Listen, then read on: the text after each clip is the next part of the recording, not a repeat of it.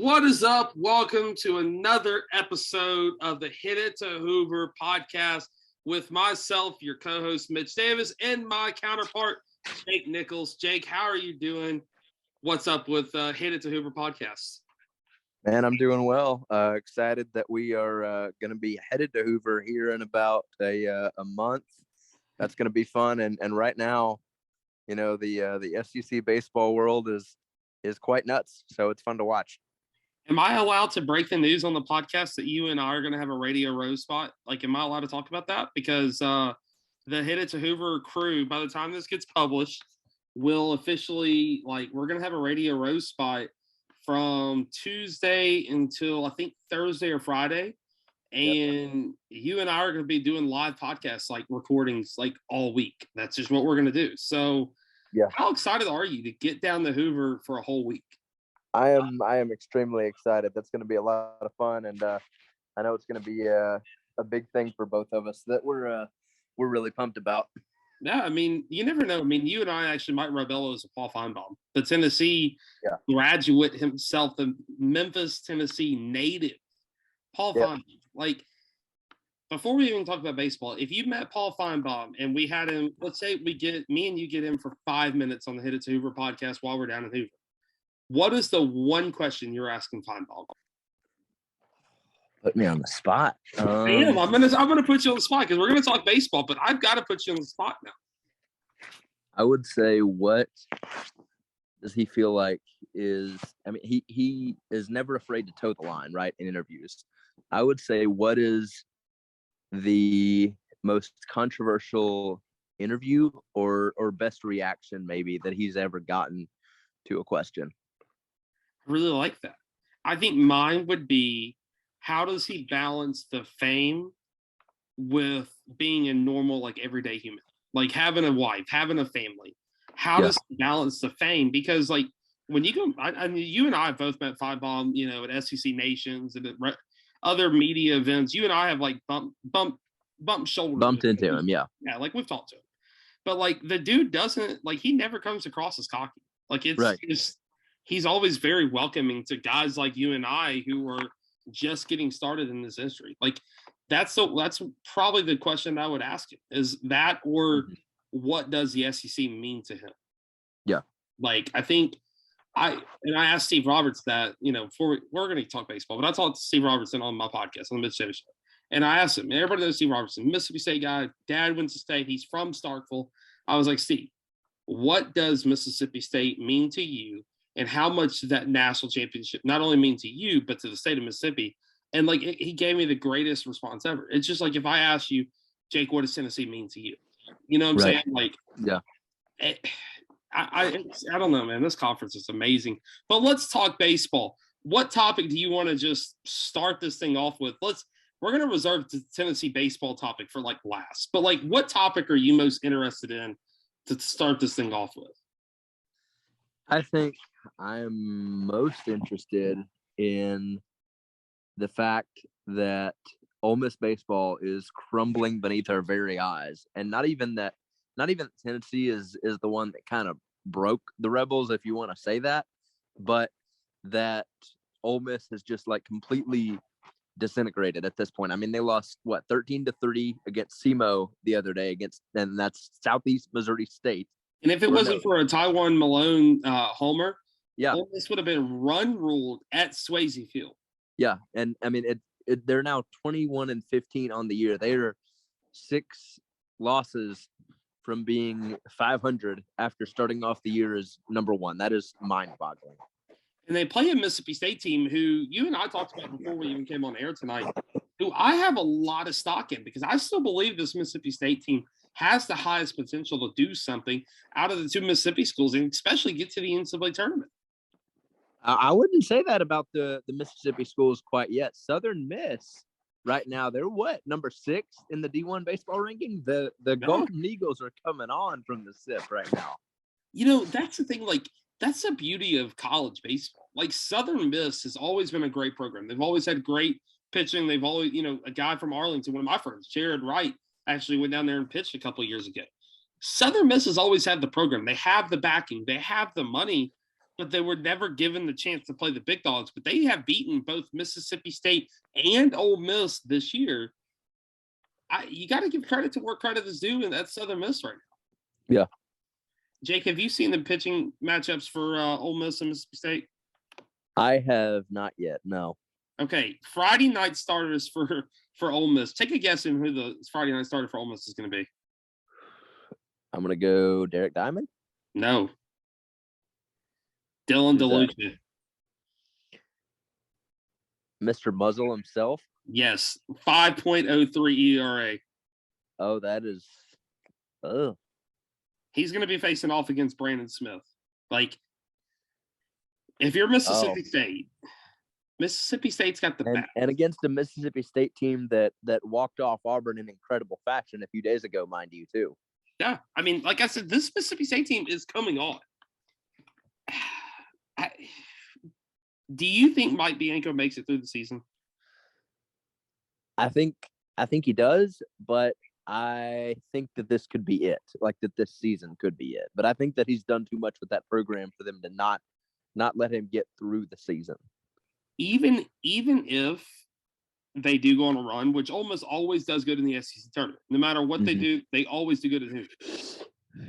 Even if they make a run, I don't see Mike Bianco being the head coach at Ole Miss next year. And the reason why is because of stuff like that's happened the last 4 or 5 weeks. Because Ole Miss has had so much potential. They've only been to Omaha once in the last 70 years. Yeah. Like, I love Mike Bianco. You and I had Mike Bianco on the podcast. Mike Bianco is a friend of mine. But when it is time, and it's like it is past time. When it is time, it's time. Like, end of story. Other projected starters for the weekend for Ole Miss: Hunter Elliott on Friday night. Remember, this is a Thursday, Friday, Saturday series. Hunter Elliott will get the mound for the Rebels. I like the pitching matchup there going up against Preston Johnson. I don't like a lot of scoring in that Friday night game. And then Saturday, you're gonna have Derek Diamond facing off against Cade Smith. And get this, Derek Diamond has an ERA of 6.02. Really? Yeah, like that. I want to say it was because of the South Carolina series. I think it was because coming into the South Carolina series, he had been pretty consistent, you know. But the thing about it is, the key to the series is for Mississippi State is they're going to have to get to that Ole Miss bullpen quickly. You know, if they let these Ole Miss pitchers get in the rhythm, Ole Miss could have its chance, and they play good at Swayze Field. Yeah, and to be fair, that's exactly what Tennessee did. Whenever Tennessee swept the Rebels in Oxford, you know, who was the Ole Miss starter Friday night? John starts with the G. Oh gosh. Now John. I can't remember his last name. Anyway. Yeah. I think that's right. Yeah, but they ran him off quick. Yeah. And so, I mean, that you're right. That's exactly what you got to do. But you know, the thing is, you know, Mississippi State, I guess by whatever means necessary, considering, like I said, I referenced that Auburn win the other night. They literally won on a walk-off walk, which how many times does that happen? Yeah. I mean, and you know what's so crazy about this Mississippi State Ole Miss thing, and this is what Steve Robertson and I were talking about. Ole Miss is 3-16 against Mississippi State in the last 5 years. 3-16. Like, let that sink in a little bit. Ole Miss is only 3-16 against Mississippi State in the last 5 years. Like, yeah, and you know that's the crazy thing too is like, you know, at the beginning of the season, Mississippi State comes out and just completely falls on its face. I mean, you know, loses to Long Beach. Like they were struggling, and you know, everybody's looking around like, wait a second, this is the reigning national champ. What the heck is going on? And then now all of a sudden, you know, you kind of switch that narrative a little bit, right? And it goes from the previous national champion kind of sucking it up through the first few games of the year to their in-state rival now being the biggest, I guess, leader of the struggle bus and falling from number 1 out of the rankings. And now, like I said, just trying to keep their coach. Have you taken a look at the SEC standings right now? We're going to jump in first before we jump in the SEC standings. Prediction: Ole Miss or Mississippi State this weekend? I'm going to go Ole Miss. Or no, Really? excuse me. I said that wrong. I am going to go Mississippi State, but I think the Bulldogs get 2 games. I don't think they sweep. I'm going Mississippi State 2 out of 3. I think Derek Nyman gets a win on Saturday, but I think it's going to be wrapped up in maroon and white. I love this Mississippi State team right now. What they did last weekend against Auburn proved to me that this Mississippi State team has what it takes to get to the NCAA tournament. I'm not saying they're going to make it, but if I had to buy stock right now in one of the two teams to say, hey, they're going to make the NCAA tournament, it would be Mississippi State. It just would be. Mississippi State is a tournament team. That's just who they are. So speaking of the SEC standings, have you even taken a look at the madness that the SEC standing is right now? Yeah, I'm looking at it right now, and it's pretty freaking wild. Like middle of the pack, you have in the SEC East, Georgia at 9-6, Vanderbilt 7-8, Florida at 6-9, South Carolina at 6-9, Missouri, Kentucky at 5-10. SEC West, you've got Arkansas drop off, then you've got Auburn at 8-4. I mean, you got Auburn at 8-4. Let's see, you got Auburn 8-7, A&M 8-7, Alabama 8-7, LSU 7-8, State 6-9. Of course, you got Ole Miss at 5-10. Out of that middle of the pack in both SEC East, SEC West, who do you expect to make a deeper run at the NCAA tournament and in Hoover? That's tough. I'm gonna go out of the East. Okay, so you didn't really talk much about Georgia in like that discussion. I'm gonna go either Georgia or Vandy out of the East. I think we know that Tennessee is gonna make a lot of noise. I'm gonna go either Georgia or Vandy out of the East, and I'm kind of leaning towards Georgia right now in that. Just with, I mean, Scott Strickland's team is playing well. Yeah. And they're fun to watch too. They are, and then out of the West, I'm gonna go. I feel like I'm leaning either. I'm split too here. I'm either gonna go Auburn or Alabama. I like one of those just based on the fact that Alabama's playing good baseball right now. Honestly, I felt like they deserve to be in the top 25, given the fact that they, gave Tennessee a run for their money there a little bit, and at least took one game, at least over, Georgia Southern, which got swept by the Vols earlier this year. But I'm actually, you know what? I take it back. I'm going to go Georgia out of the East, and I'm going to go Auburn out of the West. I like it. I like Georgia out of the East because the Georgia has the bats. They don't have the pitching. Their Achilles heel is going to be their pitching. But when they're playing there at Foley Field, they're very hard to beat. I like the Cunningham twins. I like what Georgia's doing right now. Georgia out of the East is my sleeper. And then out of the West, golly, Jake, it's hard. I mean, part of me really wants to say Mississippi State. Like, I don't think you understand. Like, I want to say Hail State, maroon, white, you're damn right. Like, I want to say Mississippi State. But I'm going Alabama. Okay, yeah. I like this Alabama team. And I tell you, the big crucial series coming up for Alabama is the second to the last weekend when they travel to the Plains to take on Auburn. Yep. I mean, that when you look at Alabama's schedule and you compare it to, let's say, Mississippi State or Auburn's, Alabama has a more favorable schedule because Auburn still has to go to Tennessee. They've still got to face Arkansas. Alabama does not have to play Tennessee. But I mean, that's crazy to think about too, right? Is when has the baseball version of the Iron Bowl meant this much? You know what I mean? Yeah. And the thing, what's so crazy is Alabama's number 24 in the country, Auburn's number 15 in the country, but Mississippi State is only 2 games behind. Mm-hmm. And Ole Miss is only 3 games behind. Like, things for Ole Miss it's not over. It is not over. They can get a win this weekend and great things can happen, but it's not over. But for Mississippi State, their remaining schedule is very, very favorable. They've got weekend series against Ole Miss. They go to Missouri. They've got Florida, who's struggling. It's got some injuries. I saw 2 of their pitchers are out for the rest of the year. They go to Texas A&M, and then they close at home against Tennessee. Mississippi State, to me, has a more favorable schedule than Alabama or Auburn.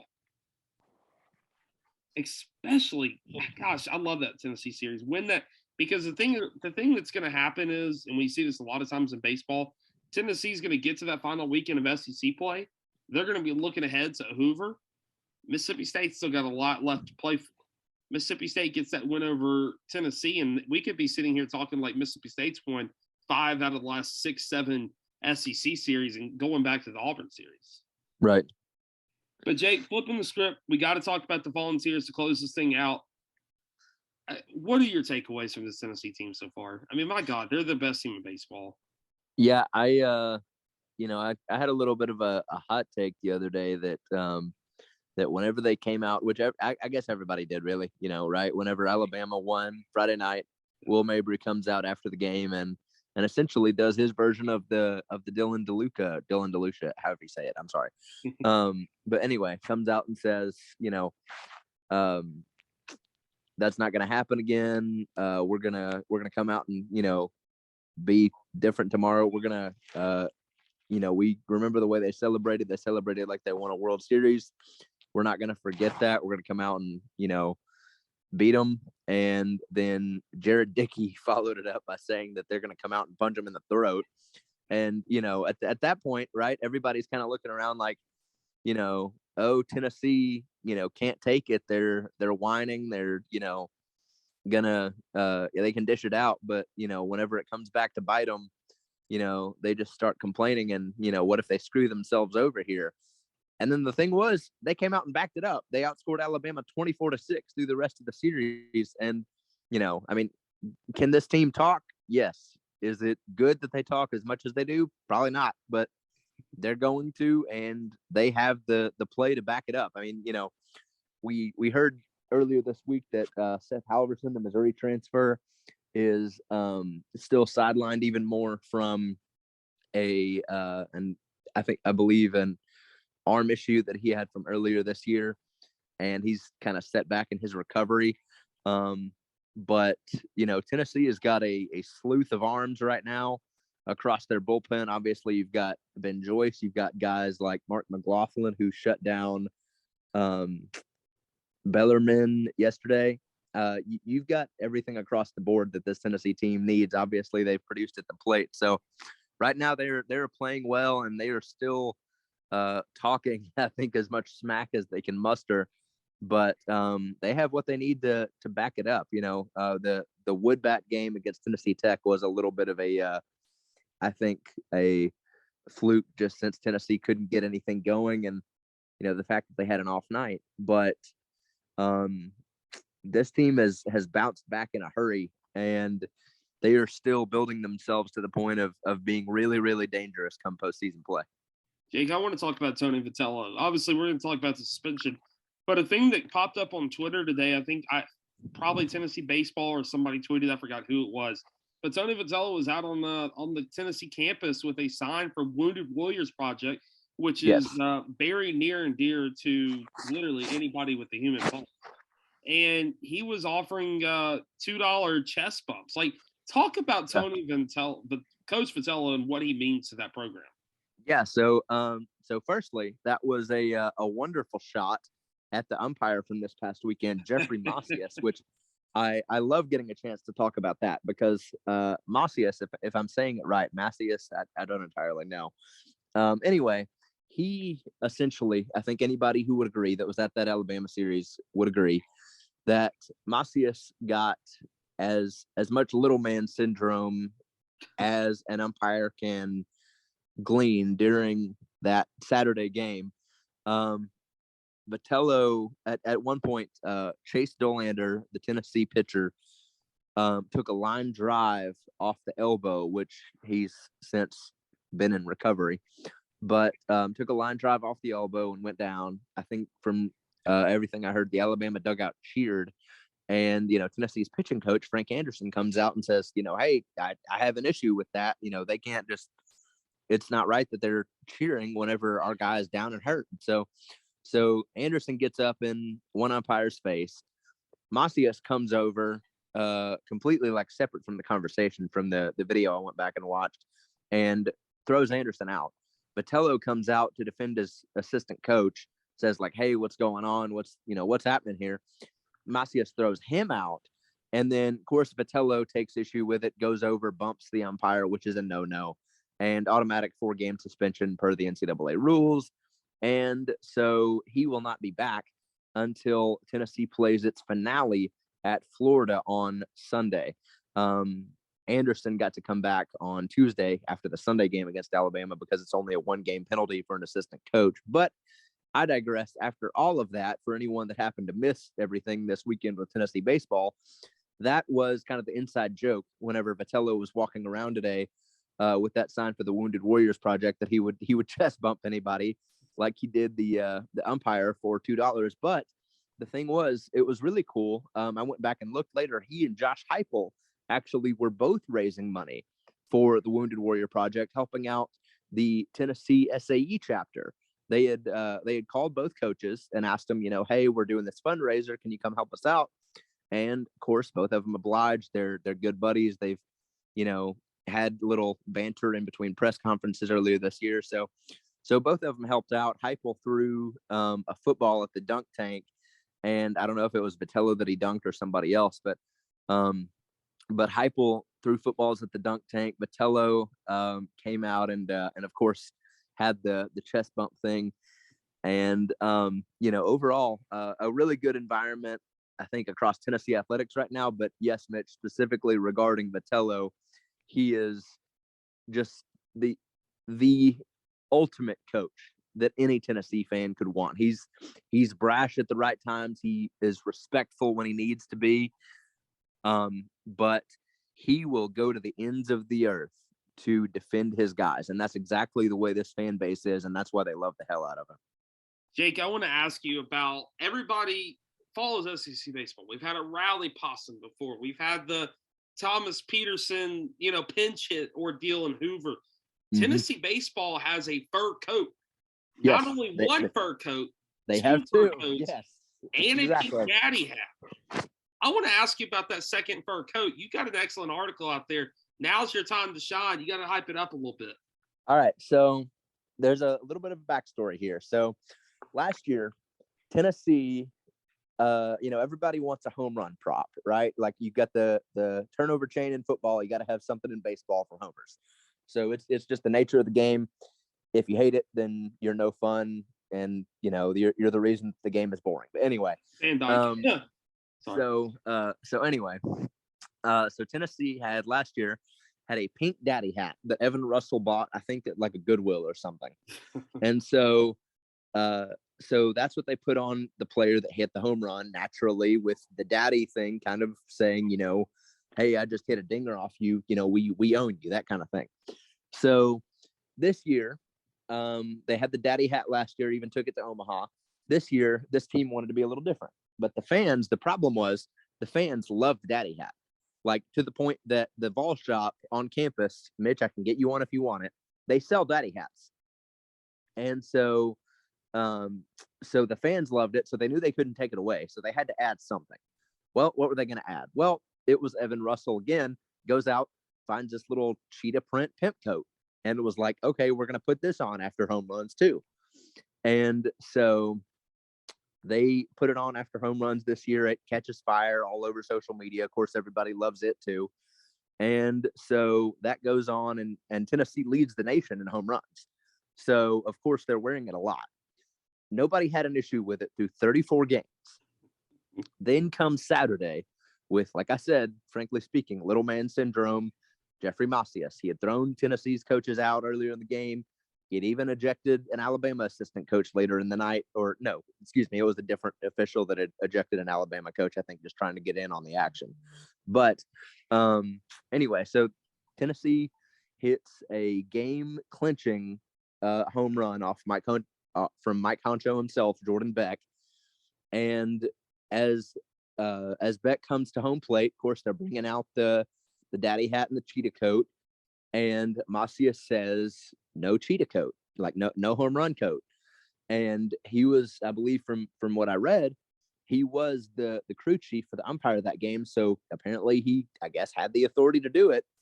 But he said no home run coat. Again, nobody had an issue with it through 34 games. And so naturally, Tennessee fans are pissed. They're all over Twitter, planning on wearing fur coats themselves to Sunday's game because apparently they can't do it on the field anymore, at least not this series. So one specifically, Uros Plavsic, who is a forward on the Tennessee basketball team. And by the way, he is a 7-foot tall Serbian man, like huge. You can't miss him. He's a unit. He puts out on Twitter and says, "Hey, anybody got a fur coat I can borrow?" And this incredibly awesome lady, Jennifer Morris, who is a real estate agent in Knoxville, says, "Hey, I've got a mink fur coat that was my grandmother's. It's been sitting in the closet for decades. I would love for you to wear it if you want to."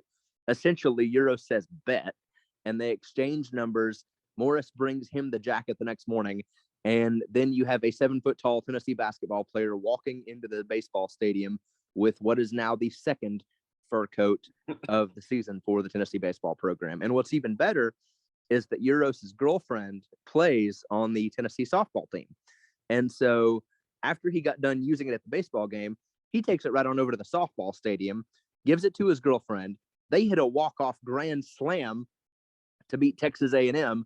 And then the softball team, the girl who hit the grand slam, Kelsey Leach, puts on the fur coat that Euros had worn earlier in the day and walks it around like strutting it like Tennessee does with their cheetah print fur coat from the baseball team. And so everybody apparently on a baseball or softball game at Tennessee now is wearing a fur coat. So it's all in good fun and all a lot of fun to watch. So are we going to see the fur coat again? The second one, you mean? The second one. Are we going to see that? Yes, I'm pretty sure. I have talked to Jennifer a few times. She was wonderful to talk to. And, you can go check out the article and see how much it meant to, or would mean, I guess, to her grandmother, which it really is one of those things that, like, this is why sports are great. Yeah. But I've talked to her and she said that she has communicated with Uros. Her only requests are that the coat be hung up.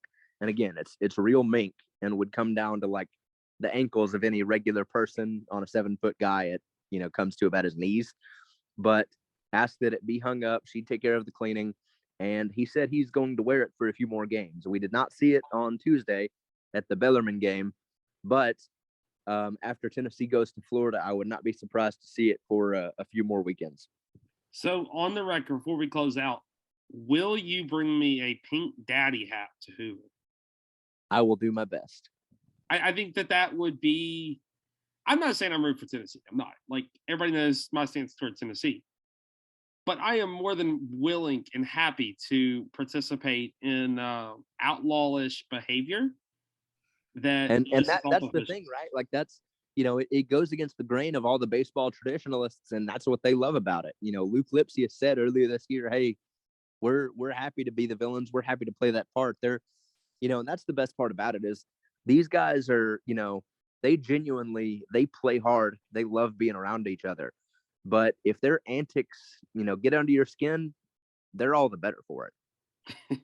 and that's the thing. Like, Tony Vitello does not give a damn. Like, he doesn't.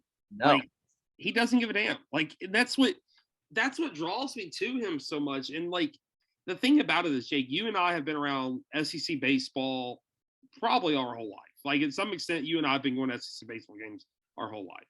Right. SEC baseball was a old school, no fun, look at Van Dyke at Arkansas. No fun, doesn't like to have the strutting, doesn't like to have the swagger. Which is funny because Arkansas players do that too. Like, this is what draws me to Mississippi State. Mississippi State also has that swagger. Like, it's fun. You know what I'm saying? Like, it makes baseball fun. Right. And like LSU, like when you go back and watch LSU games with Skip Bertman, and then also with Paul Maneri, LSU had that swagger. The teams that have the swagger win national championships. Look at Miami. Look at USC. Look at the programs that have won natties. They have that swagger. They don't have that, oh, well, we're too good. We don't, we're baseball players. We're too good to do that. Like, I love it. I love what Tony Vitello is building in Knoxville. It really reminds me of what Paul Maneri had at LSU and what Chris Lemons had down in Starkville last year. Just it's fun to watch Tennessee baseball right now. It is. Jake, but it is 10:36 on the East Coast. It's 9:30 Central Time. I'm tired, dude. Like, I've got staff meetings in the morning, and I know you've got work in the morning. Jake, drop your Twitter handle, and I will see you in like a month, baby. We're going to be in Hoover. Radio Row. Hoover's not gonna be ready for the Hit It To Hoover podcast. We're gonna have a lot of fun down there. Yeah, hit me there. up. The soft at chuckle. J- The soft chuckle. yeah, Like, hit the soft chuckle because it is past my bedtime as well. it is. Yeah, hit me up at jnichols_2121. Got everything you need to know regarding Tennessee athletics. Cool feature stories, like I mentioned earlier, and we've got everything regarding all the Tony Vitello antics. Jake, I'll holler at you, man, and get some sleep. All right, you too, man. Thanks.